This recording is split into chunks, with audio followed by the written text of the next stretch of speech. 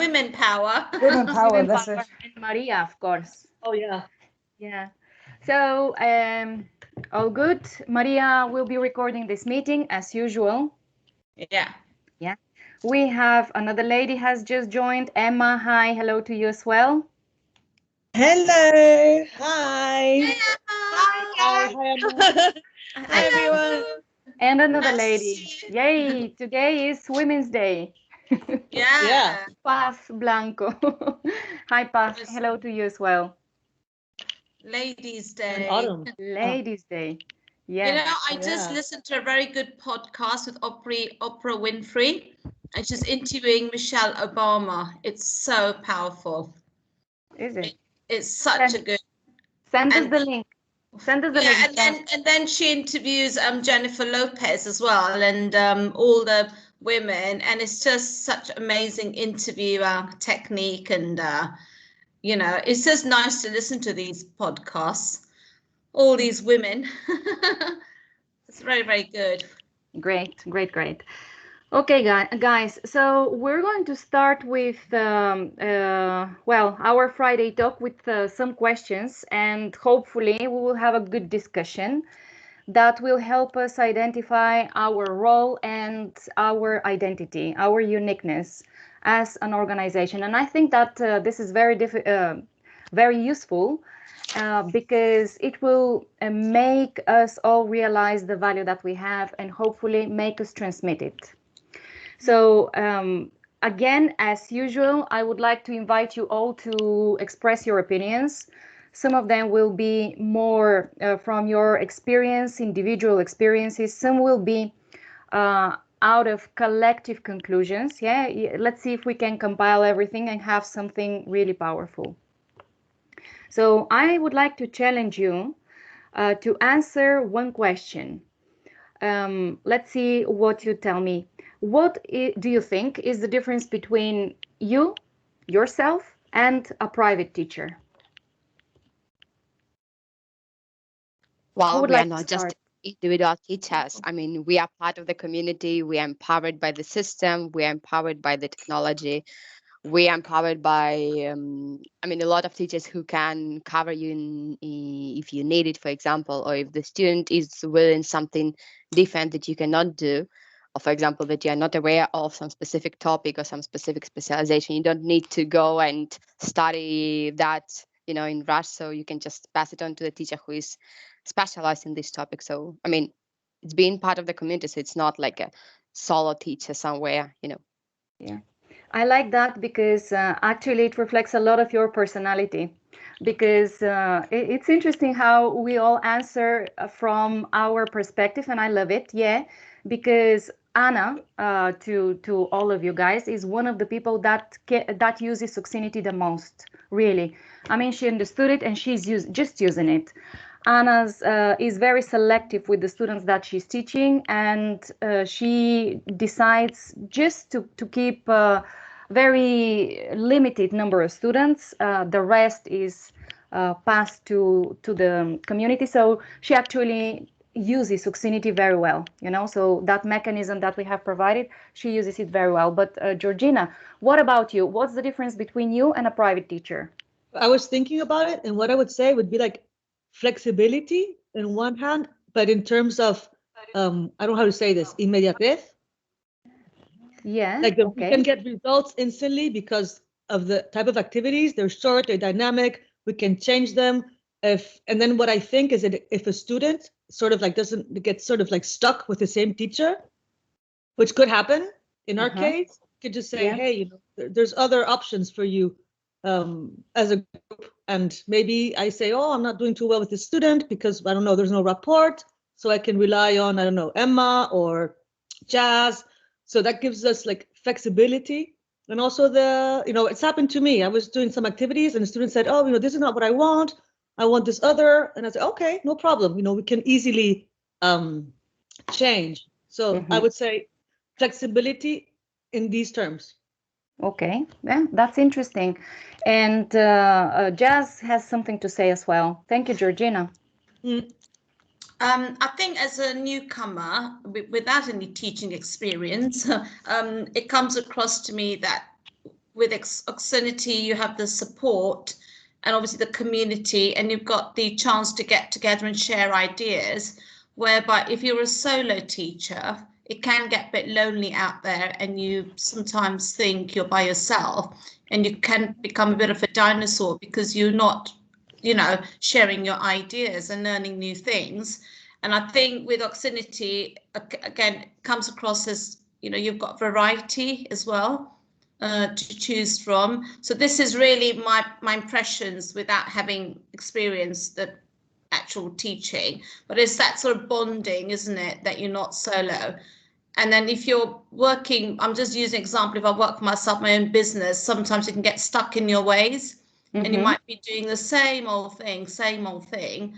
Whereas at least, for example, if you work together with your colleagues, you can say, hey, I'm really stuck today. What do you think? So that's my outlook, really. Yeah, I think this is absolutely, you're absolutely right. And I would actually want to use that line because I'm really thankful for your opinion and for how much you value the fact of that you're part of the community. But I would like to take that line, Jazz's line, which is she says, okay, teaching wise, you can get stuck in the same practices, right? In the same practices. Okay, so let's take this. Imagine that now, of course, I take the community for granted, and I also take the technology for granted. Let's deepen a little bit in the results, in the teaching results. So imagine that imagine that you're in the classroom only, and yourself and a private teacher. Yeah, what? And I'll give you a keyword: role. Yeah, your role there. Yeah, how are you different?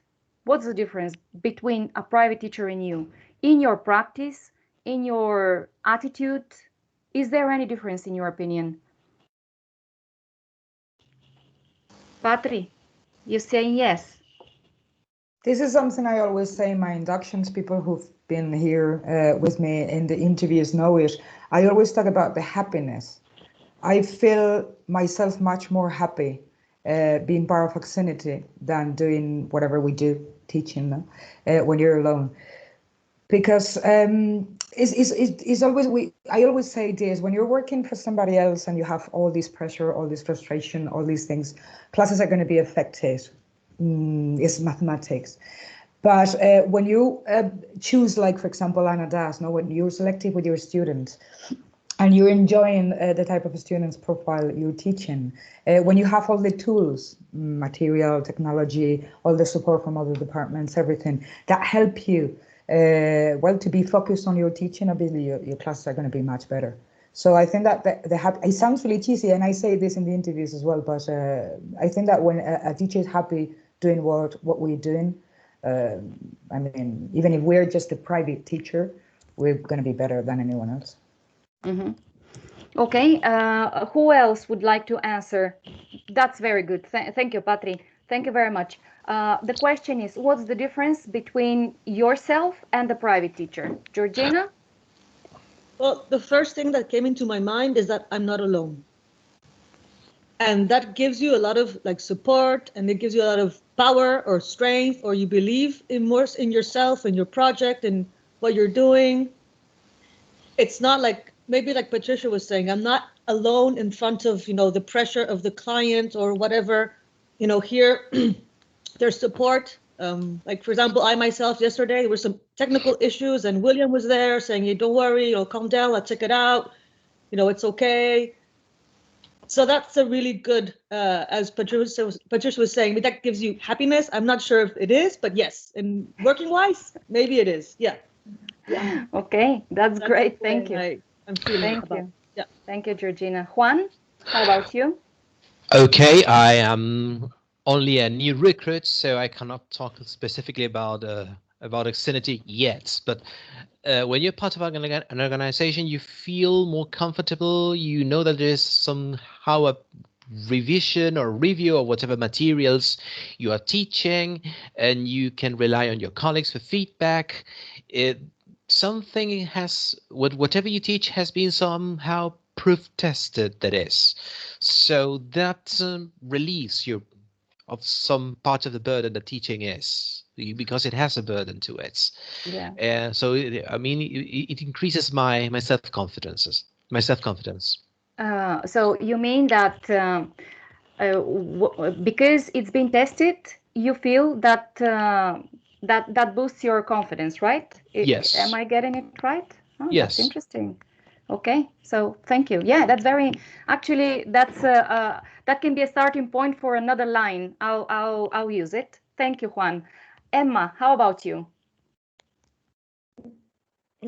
Yes, I also think it's very much, along with everybody else and what everybody else has said, I also think it's very much a sense of having your own business, and like more so than a sense of working on your own completely. You've got the support of the Oxinity in terms of sort of the platforms for marketing, blogging, and you can make it you can make as much of it as you wish. So there's that sort of sense of that, and there's also probably more of a sense commercially, and you can actually make good money, more money over time if you open the groups up and you teach your own clients as well as other people's clients. You can work it out to actually, sorry, my dog is you can work it out to make some good money and a sort of more commercial sort of side of it as well. And that's sort of different than being a lone teacher where you're just charging a set amount for each client. So yeah, That's great. Thank you. Thank you for that as well. Now I would like you guys to think about something. I imagine you have a student, yeah, and that student approaches you and tells you, okay, I want to learn English. Now you have, after hearing his or her needs, you come to the conclusion that, yeah, okay, so there has been a prior experience that the student really needs to learn English once and for all because of previous frustrated experiences. Yeah. Okay. What would you tell them? And why am I asking this? Because this is super important when it comes to communicate, okay, and when it comes to your role. My point is, have you ever thought of yourself as a strategist for your student? Yeah, have you ever thought or seen yourself that way? Have you ever adopted the role of a strategist that is going to actually understand what the student needs and provide a full strategy so that they learn? If you have ever asked yourself this question, how would you achieve it? For instance, Paf, you're a very reflective person. Have you ever thought of yourself as a strategist, a coach? And what do you tell your students? You really have to, the most difficult questions are always for me. I don't know. Let's think out loud together. I thought, yes, if I have, some student that says, look, I need to improve my English once and for all, and I've been trying for years and I haven't been able to, I'd probably go with him or her. What did it go wrong? You know, what is the problem? What is the problem with your time? Is it the problem because you always think that, you know, this is boring? Or what is your experience with your English classes so far? So maybe, you know, if we can actually just talk it through, see what the problem is and what can we, you know, what new approaches we can provide to that. Probably something like that. And Oxinity provides that sort of new, fresh approach, you know, requiring really, you know, really low, like small amount of time really compared to other options that the student may have. It provides flexibility. It provides, you know, lots of things that probably can solve some of these problems that he or she may have. Okay, all right. So the question is super difficult. I know that, but I hope that we can answer it at the end of the meeting. Georgina, you want to give it a go? Yeah, I know that I'm not the teacher with the most experience, but after spending 3 years in the academy and now with the 4 months in Oxinity, what I would say is that at least in Spain, what I see the problem is, and there's been some blog posts around by, I don't remember, the problem is that at schools and academies, they teach grammar. They don't teach English. They teach grammar. So you've got students who are who really know the 3 columns and they really know the rules and the maybe the formulas of conditionals, but then they don't know how to use them because maybe the learning of English is based on technical stuff and not practical stuff. So yeah, they know a lot. They know how to fill out exercises. They know how to fill out blanks, but they don't know how to talk. And so maybe, and this is a line I've been using for the past maybe week or two, just saying, hey, I'm not going to teach you grammar. I'm going to teach you English. And I don't know what struggles other students might have, but I know people. I have a really close relative, and she knows all the grammar, but she doesn't talk. Yeah. So classic. Yeah. So I don't know what I would tell a person who struggles, but I'd say, hey, you need, I'm going to help you learn how to talk and not have to study. Yeah, that's it. So basically, it's the most difficult question. Really, I've been asked, and it's super difficult to answer it in a concise way. But we will today. So that's it, and that's important when you talk to your clients. Basically, we need to answer in order to learn English. You ... So we'll fill that dot. You'll see. Ben, how about you? What's your answer? Hi. Yeah, my answer, I actually tell them they don't use it. I mean, they do an hour a week, 2 hours a week, even 5 hours a week, but with a teacher or 10 teachers, doesn't matter. But that's it. They forget about it. So I keep telling them, you've got to use it. Listen, watch TV, try and speak to people if you can, even go to bars where you can language exchange, try and use it as much as possible.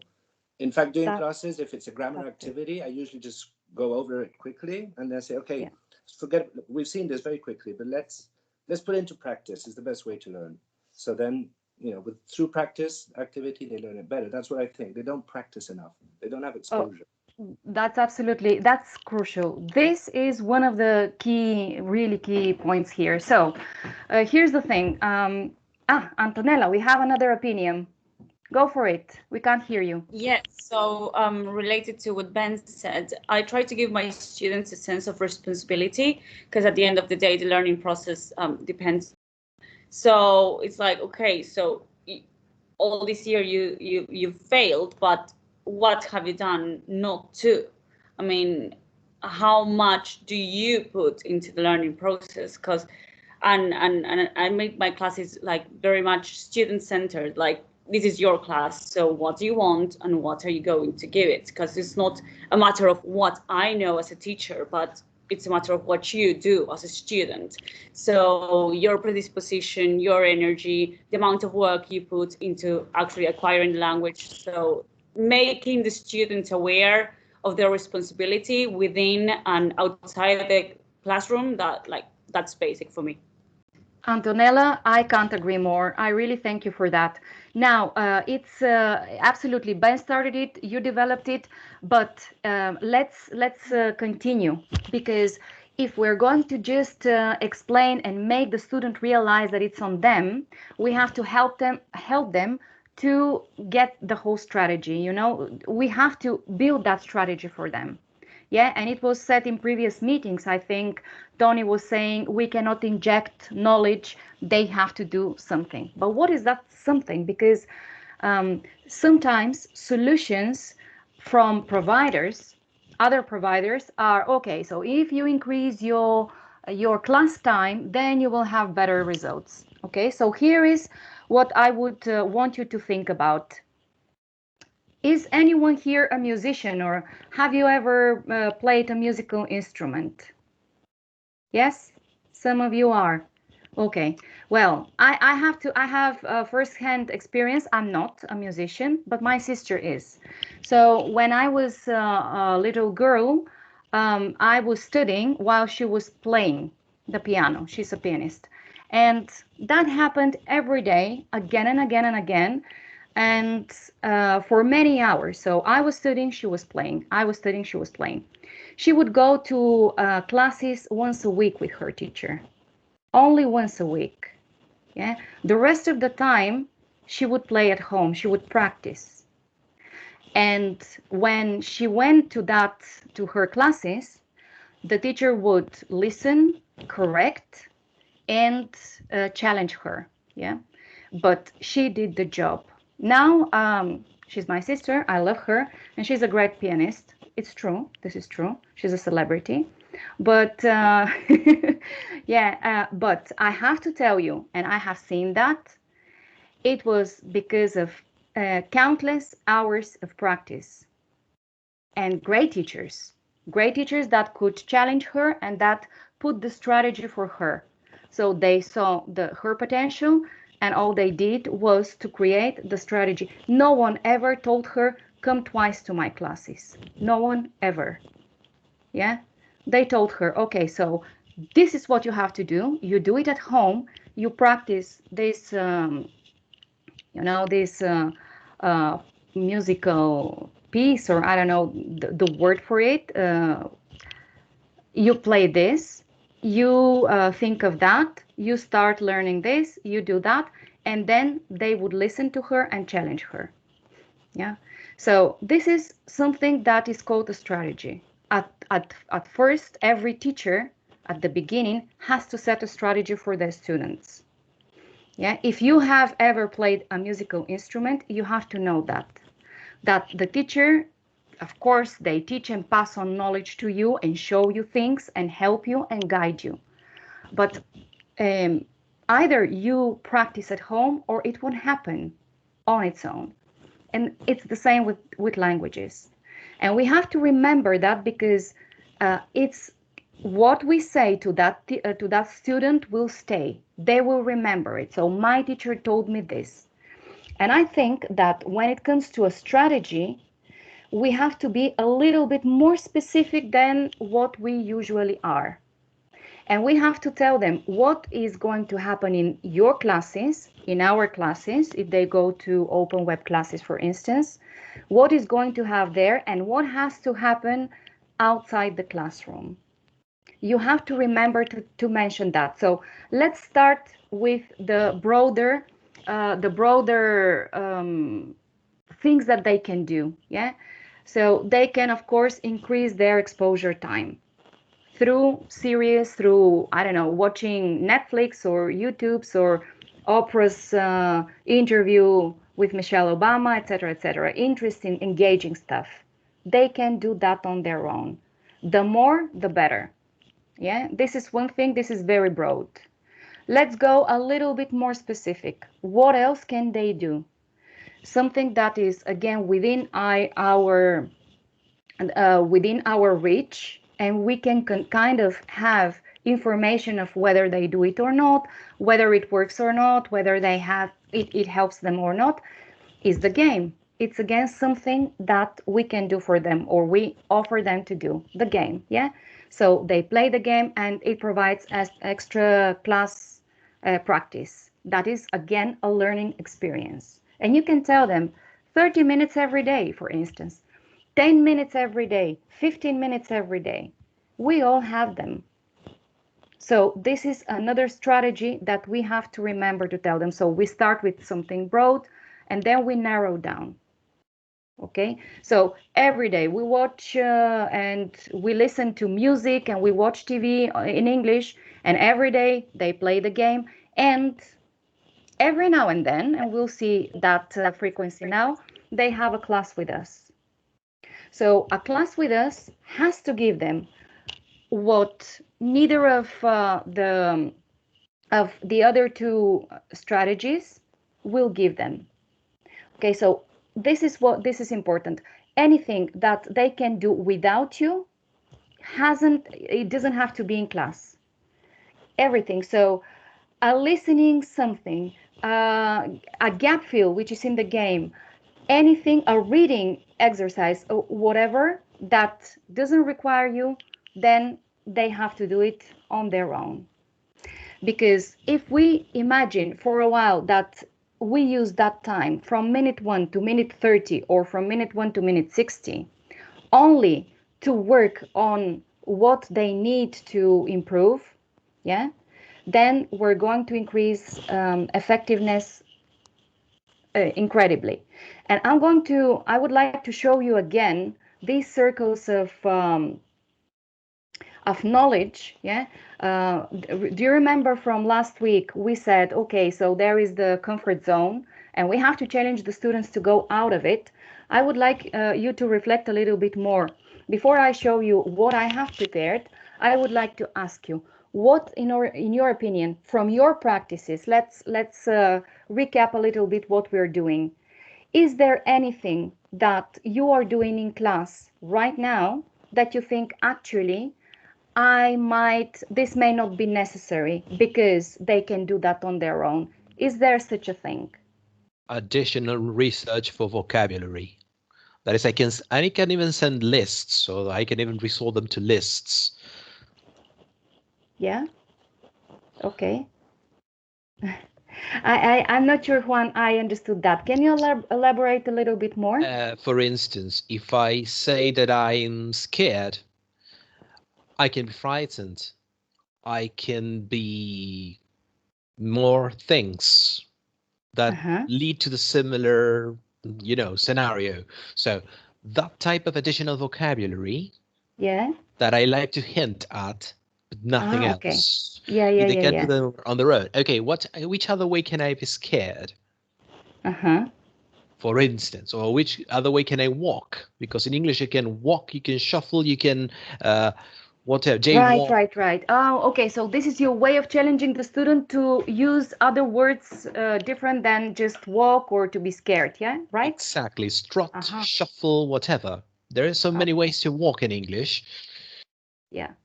Okay. Thank you. That's great. Beatrice had raised her hand. Was that from before, or do you want to share something? It was about, it was from before. I would like to add that maybe something that we forget, not only in learning languages, but in learning anything, is organization. We need, because for example, I'm learning Polish right now, and I forgot what it means to get organized and to decide when I want to do this or that.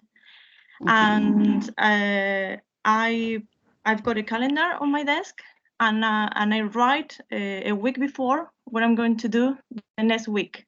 So for example, I've got classes 2 days a week, Tuesdays and Thursdays, so I don't count that. But then the rest of the week, I've got written down, for example, Monday, listen to the news in Polish for 5 minutes.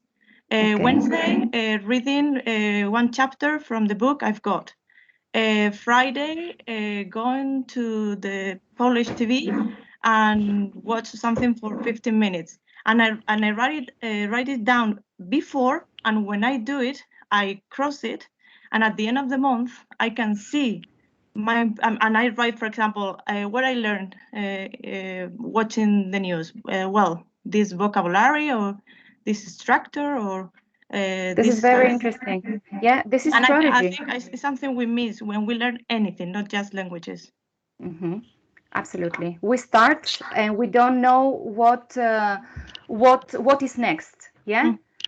We start and we don't know what is next. Actually, that's why we created the app that we're creating. So if you had an app that would structure all this for you, it would be amazing, wouldn't it? Maybe we're the one to create that and to extend our app to include all these strategies. I've tried several times. For example, there's a TED Talk I love, which is called a 30 days challenge. And it's a guy who started doing these different challenges, like, for example, 30 days without eating sugar, 30 days walking to work, things like that. So every time I start with a new student or at the beginning of the course, I usually try to show them that talk, because I think it's important to learn how to set challenges and not just leave it to the teacher or leave it to the magic pills they think they are to learn English. Sometimes they think it comes because of, I don't know, just you wake up one day and you speak English, and it's not like that. No. And I think it's a good talk that shows that everything is about habits, and everything is about changing habits too. It's true. Yeah, it's true. So we're creating new habits in our students. I know that. Also remember, guys, that what we can offer to them, in addition to all these new habits, is the fact or information. They have this the information of not only how much they have learned, but what is left for them to learn. Yeah, so they have that idea. Why is this so important? Because it creates awareness.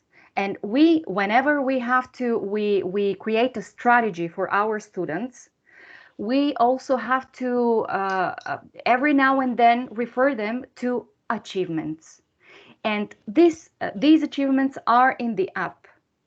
These achievements are there. Their progress is there, and how much left is there. Yeah. So for them to learn, both things can be extremely motivating, very powerful. Yeah.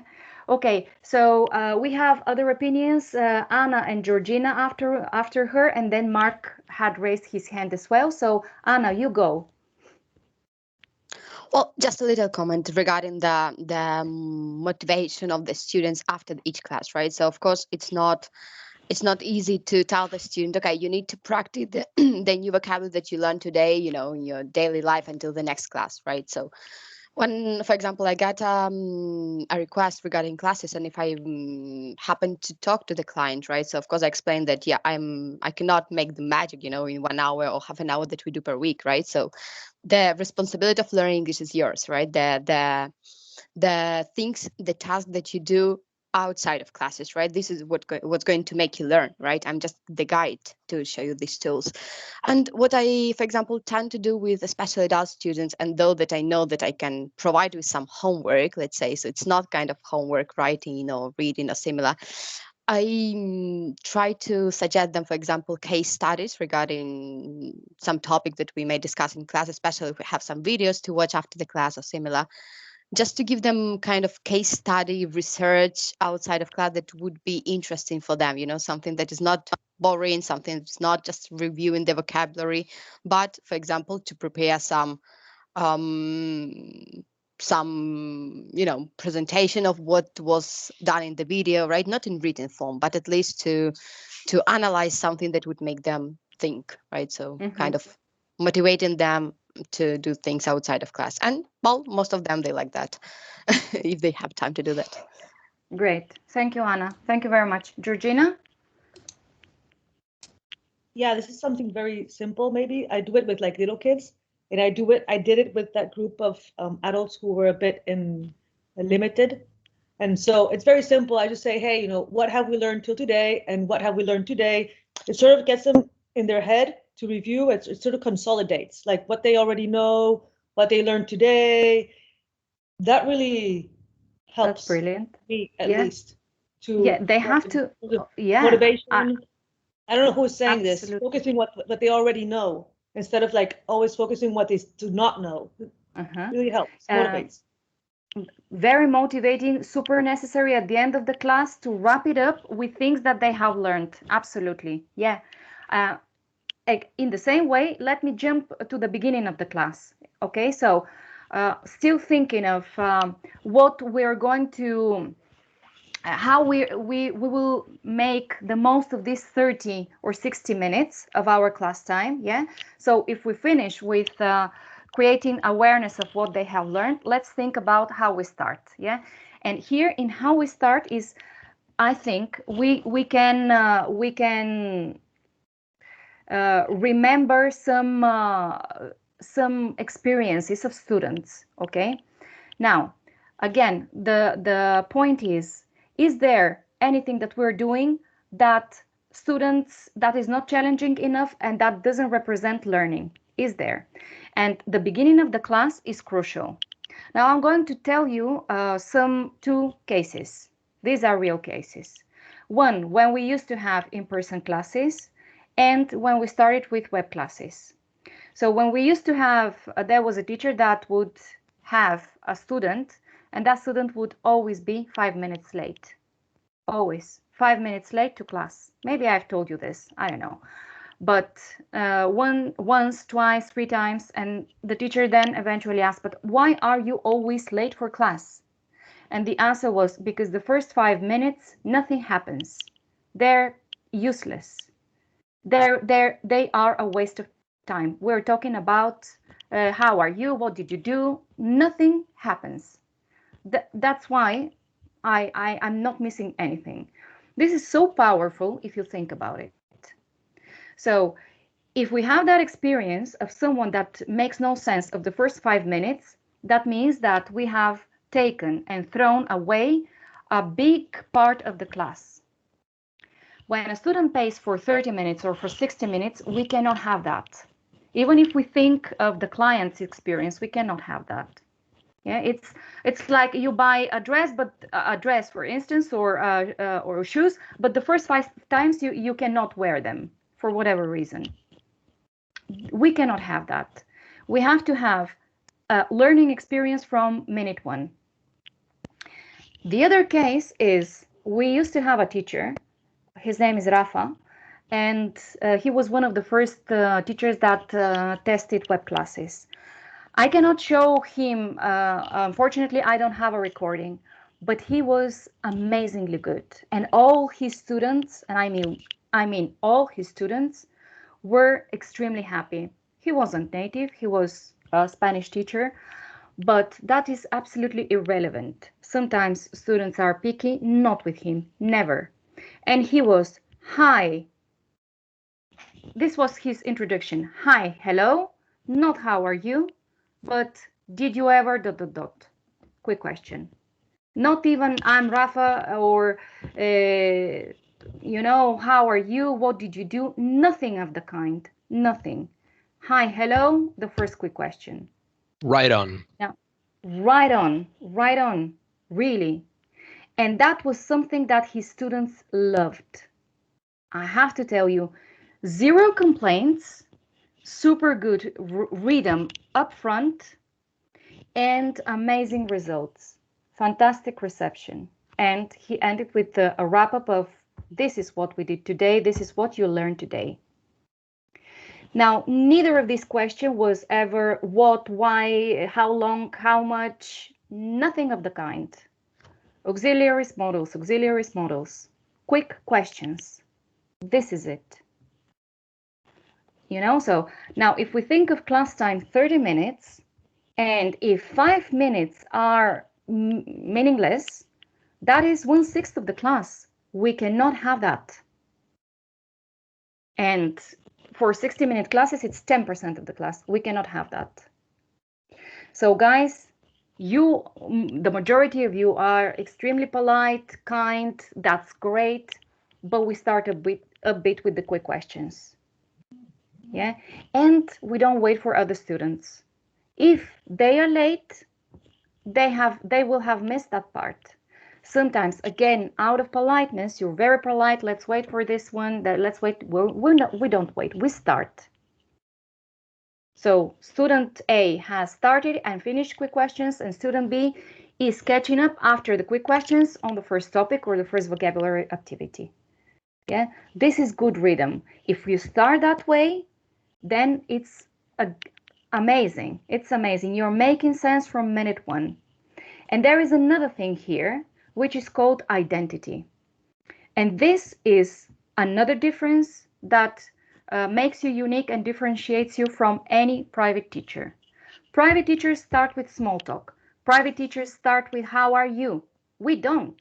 You don't. You make sense from minute 1. From minute 1, you are guiding. You're the strategist. You're guiding, and you are telling them, and don't be afraid of repeating the strategy again and again. With me, 30 minutes, something meaningful, sense of completion, sense of achievement. I'm going to challenge you all the time. But remember, You have to go and watch a lot of videos and listen to music, etc., etc., etc., and you have to play with the platform. The more you do it, the shorter your ending date is. This is strategy. And that way, 30 minutes with you will make much more sense than any other random strategy Beatrice was telling us, organization. This is organization, this is strategy. Yeah, and this is something that has to have an ending date. It can be 1 month. If we go for an intensive course, it can be 1 month. Yeah, people usually have a short attention span, but there's the thing. If we make people understand that it doesn't take 10 years, that it takes 3 years to learn any language, no matter which one, it takes 3 years with these conditions, with the conditions that we're not in the country, we're here. With these conditions, 3 years are more than enough. If we explain to them that, and we're not greedy, and we don't try to upsell, because it's well known that, or this is something that people say, well, if you upsell, but why upselling? I don't want to sell more classes to you so that I lose you tomorrow. No, I want you to stay with me, to find value, and because of that value, to continue with me. This is it. So if we don't provide that, then we will have them for a short time. They will have the impression that, yeah, we're very nice, but this is not what I need. I need something different. And then they will leave us. If, on the contrary, from minute 1 to minute 30, we make sense of everything and we challenge them, then what we're investing is in our tomorrow. That student will want to learn.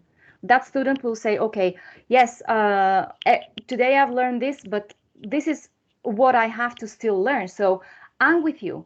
I'm with you. I'm with the system. I'm with you until I actually learn it. Okay. Now, very quickly, I would like to show you in the presentation that we were discussing last week, but just to focus on the 3 zones that here, this is it. Yeah. Okay. So this is, you see my screen, you see the comfort zone, learning zone, panic zone. Perfect. Okay. So the first one, learning doesn't happen. It's boring, it's safe, it's easy. When you see that your students are like that, they're bored. They're in the comfort zone. Yeah. It's when we ask, what did you do over the weekend? It's when we translate. It's when we read. It's when we ask them to watch a video. It's when we ask them to do a gap fill activities. No learning happens. On the other extreme, the panic zone, it's when we talk about quantum physics. They don't get it. I make a 5-year-old read very... Sorry? I can't see the slide you're talking about. I can only see, are we providing solutions for today or for tomorrow? Oh, sorry. Okay.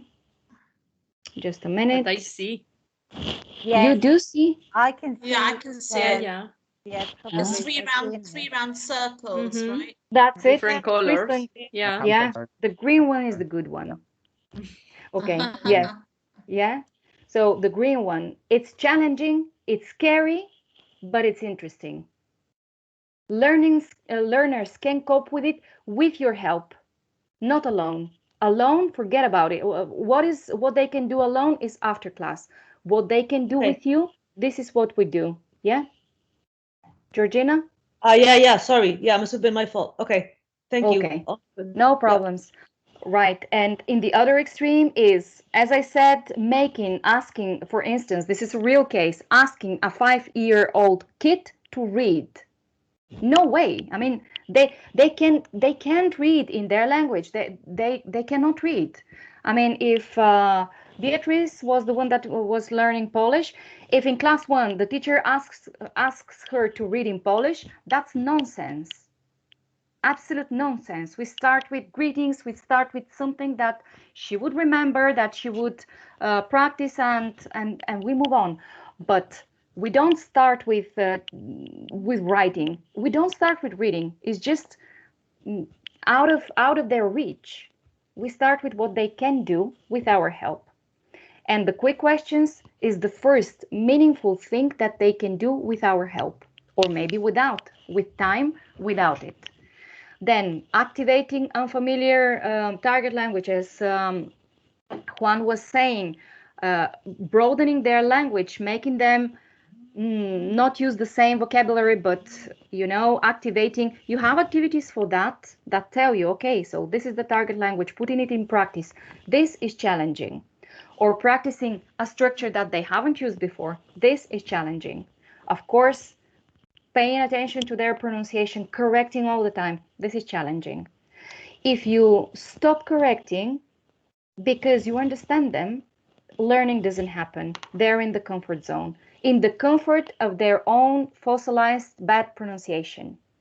So learning and correction has to happen all the time, right? So forget about if I understand the student, then I let them talk. Yeah, you let them talk, but you go back and correct what's wrong. This is very important. Okay. Yeah. So what is in the comfort zone? In the comfort zone, again, are things that sometimes I do see in classes. So please, guys, ask yourself again, am I doing something that is in the comfort zone? Am I asking for students to do a gap fill activity that they can do alone? Or am I asking them, am I putting them a video to watch that they can do alone? Or am I translating? What is it that you consider that is in the comfort zone and that you do that you have to avoid? Let's think. Who can answer that question? Gergo, how are you? I don't know if you can hear me. Probably not. Steve, how are you? Can you hear me? Yes, yeah. Yeah, I think you're quite a challenging teacher, but is there anything that you're doing that is not quite challenging and makes students stay in their comfort zone? It's a difficult one, isn't it? Because if you've got a mixed ability group, if you've got a reading, for instance, and the vocabulary doesn't present too many challenge, you do the reading with them, and you go back and you ask them, okay, is there anything there that you don't recognize, etc. And if they come back, no, more or less, I get it all. Mm-hmm. Then therefore it's perhaps not possessed enough challenge. But then you might have to ask some supplementary questions. Maybe I don't know. Can you think of synonyms for this particular word, or what's a more natural way, or is that American English or British English? So sometimes you have to think on your feet to get more challenge because it hasn't presented enough in the materials there.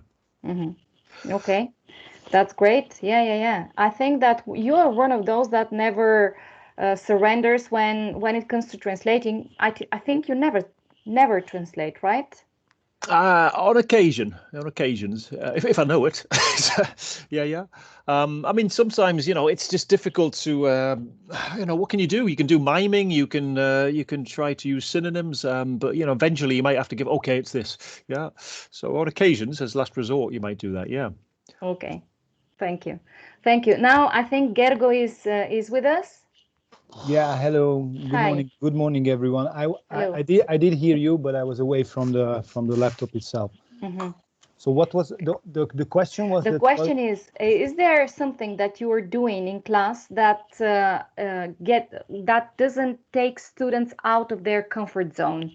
Do you translate, for instance?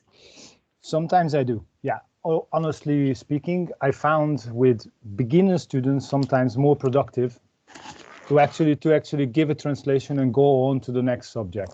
This was my experience. The other thing which I do is I get really how to say in a laid back mood with my students, and what did you do last week, and then so on and so on questions. I do that actually too much, to be honest, I think. Okay, so what would you change? Would you change after the thing about who I don't remember the name, Rory or the teacher. So this advice that, hey, is it a nice day today? Did you go to swim today? So to jump into the quick questions section straight, I think it's a very good idea. Rafa. Yeah. Rafa. Yeah, exactly. Thank you. Rafa. Yeah. So this is something I will definitely implement into my Please classes. Do. And actually, even this, if you know the students, I mean, if it is your student or you are having classes for a longer time, you can make these questions, the quick questions, personal, and I think that's the real deal. That's my opinion. Well, I think that you would be surprised, because if it's personal, if it's something that again you're going back to the comfort zone, try to take them out of it. Just try, and you'll see how transformative it can be. So instead of, because I learned that when I was when my kid was young. Try that. Whenever she misbehaved, I did something that would caught her off guard. And it always worked, It wasn't necessary to yell. I just started talking about something that she didn't understand. She started paying attention. What I mean is, go away from the expected. Let's not be predictable, guys, because that is where learning will happen. Learning never happens with the predictable things in the comfort zone. It's predictable that whenever they need it, you will translate. That's predictable. Let's go away from it. We're not predictable. We are challenging. That's another very different approach. Adjective. Path is distracting me. I'll answer you later. So let's go for a completely different approach. You have to stay focused from minute one, and so they have to do the same. So if you're asking them something that gets them off guard, this is great. This will stick. This will stay in their memory, and they will want to go back to you more.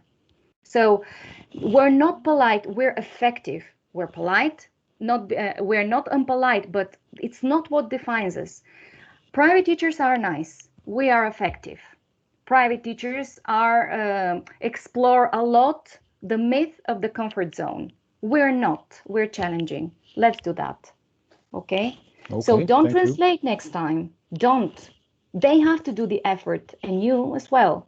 Because if you just give them the result and that's it, then teachers like Steve that don't translate find it hard to get the students to challenge them, and to they get mad not at you but at Steve because he doesn't translate.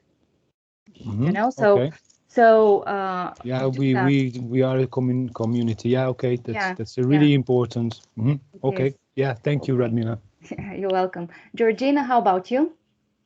Yeah, I was going to say, maybe I was with Gergo a little bit. I learned of never using L1, and I was very, very firm about that. But then with my little experience, I realized that sometimes giving the word in Spanish to the students to sometimes make things more, how we say this, like they go faster. Because if I'm going to be trying to explain a word with like synonyms or mime, I might be there for like 3 minutes, and that's 3 minutes that I'm losing. So, but I never say it. I never speak in Spanish ever, but I write it in the chat box. That's what I do. It's also, the students never speak to me in Spanish. When they speak to me in Spanish, I'm like, no. But it's difficult because sometimes like, esto es esto, no? And I say, yes. So I don't know. The fact that they know that I understand Spanish makes me feel comfortable, but they know that they can't speak to me in Spanish. They know that. And I make that really, sometimes translating in some occasions, why not? The other day I had the word beaver. Okay. For advanced students, it was great. But then for like level 2, at the end, I was like, look, I wrote castor, right? But okay, so but you have to also prioritize.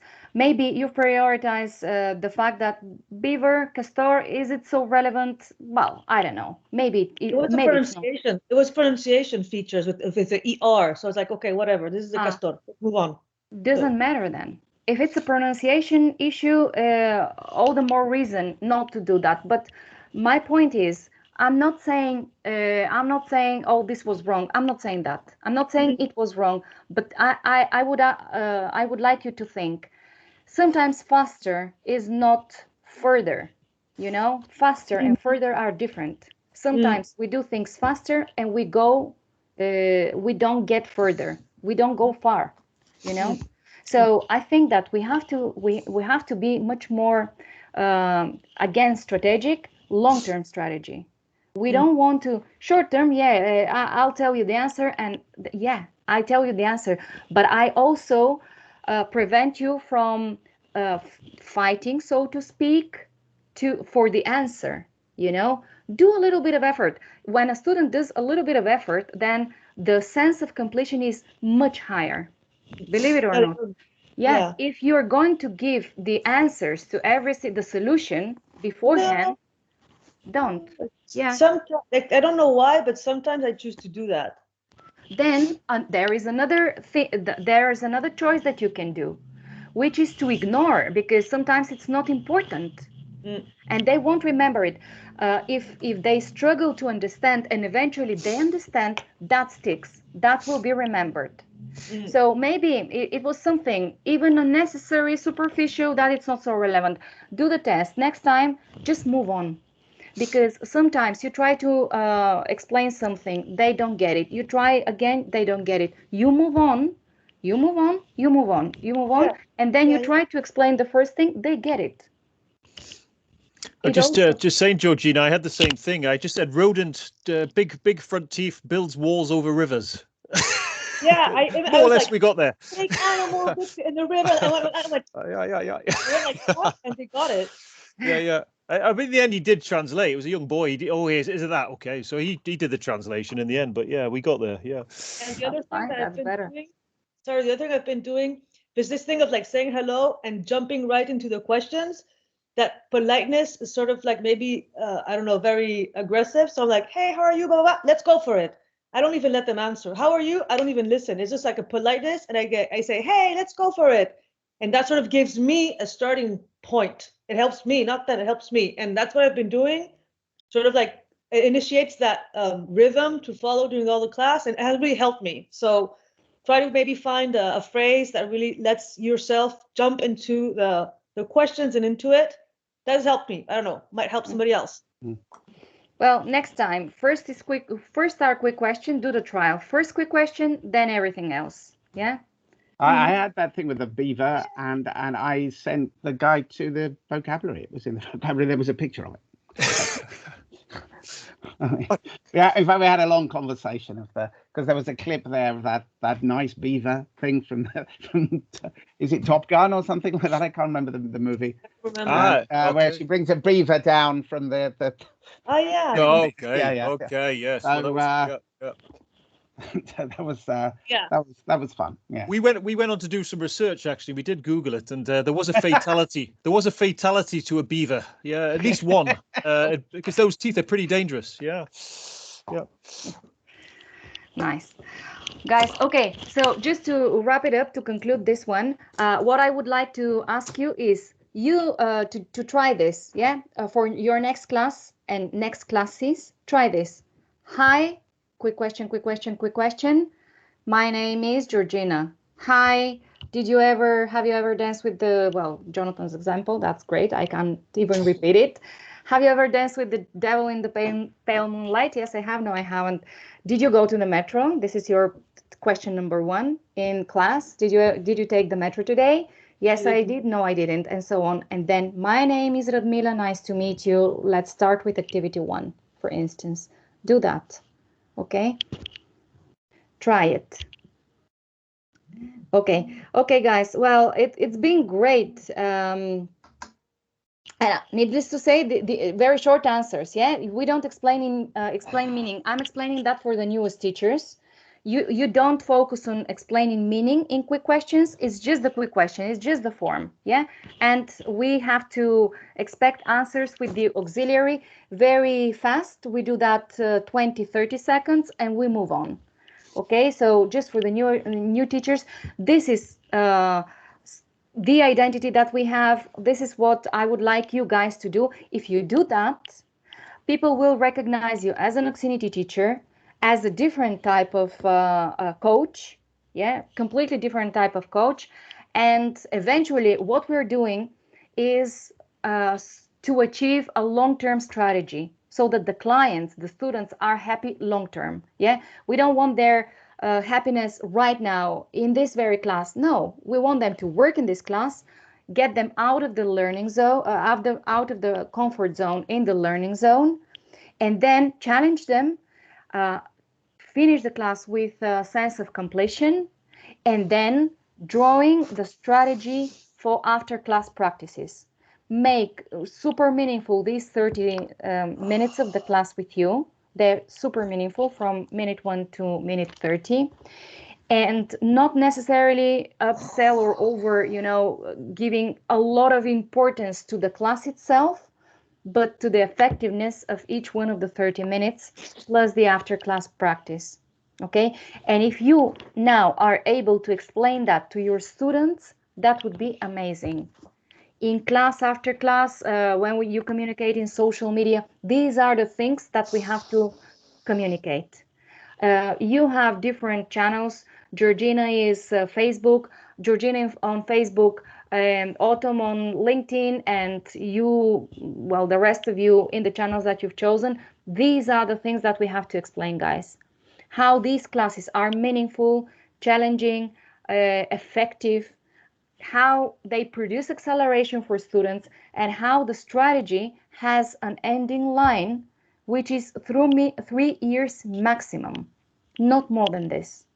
Yeah, this is what I would like you to take with you today, apart from testing the quick questions.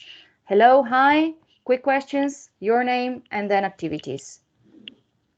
You let me know if your class was different next week, okay? Anything else on your part before we go? Any question on your part? No?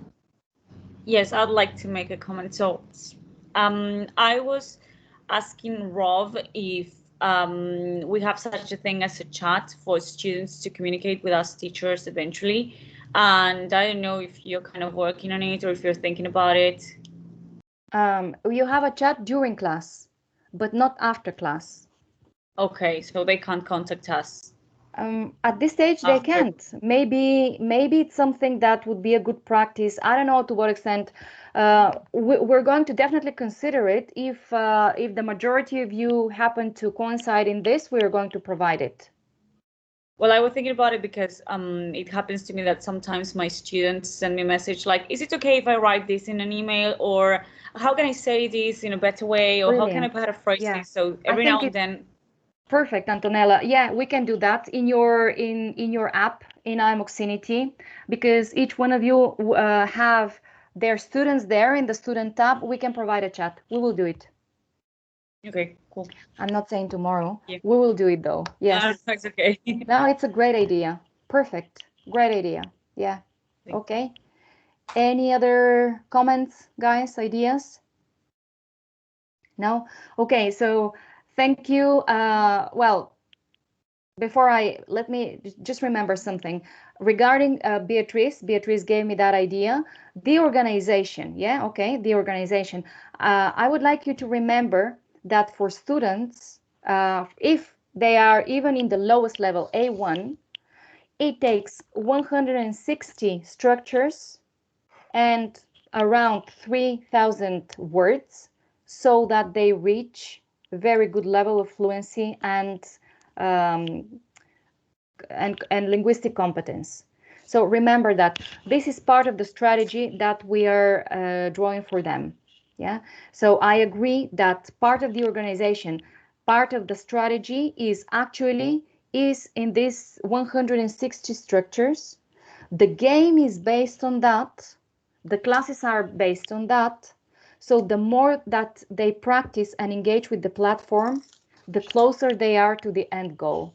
Just remember that when you transmit it, when you say it, when you explain to students, you have to be able to say something like, eventually it's very easy. I'm going to draw the strategy for you. And this strategy is includes 160 structures that you have to master and 3,000 words that you have to practice. Okay, so we're going to do it in this way. These are the classes, 30-minute classes. with me, very meaningful from the beginning to the end, and a lot of after class practice. Okay. So I think that, Beatrice, for instance, if you had that strategy for Polish, I think it would be much easier for you. But we'll get there. Yeah, we'll get to have it in Polish as well one day soon. Okay, guys. So thank you everyone, and I'll see you on Monday. Thank you. Bye. Thank you. Bye-bye. Thank you. Thanks to Bye. everyone. Thank you. Bye. Bye. Bye. Good one.